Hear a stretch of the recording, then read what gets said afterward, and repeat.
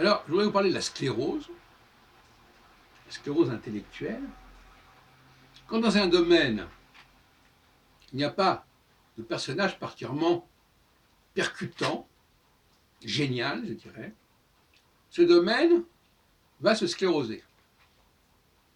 Il va se scléroser un peu comme on pourrait dire qu'une fleur ou des fleurs qui ne sont pas arrosées vont se faner.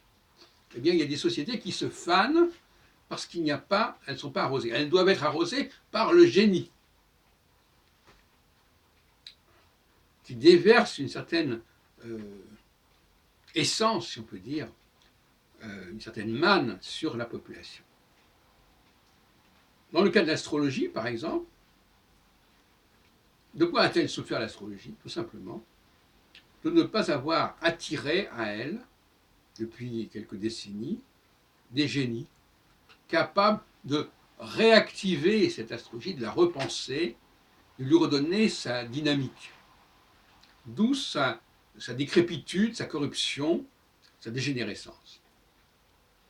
Et dans le cas du judaïsme, il me semble qu'on est assez proche de cette même situation, parce que le judaïsme n'attire pas, je veux dire, le judaïsme veut dire autant que religion, je ne parle pas des juifs en général, mais la religion juive n'attire pas des esprits très puissants. En tout cas, elle ne le fait plus.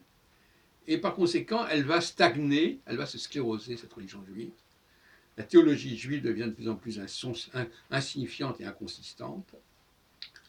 Et je pense que dans ces deux domaines, le judaïsme et l'astrologie, je pense avoir apporté pas mal d'éléments. Et même dans le domaine linguistique, le discours linguistique, à mon avis, est également sclérosé actuellement. Il n'y a pas de grands esprits qui actuellement repensent la réflexion linguistique. Et là aussi, je pense que j'ai pu apporter certaines choses, certains éclaircissements, certains éclairages.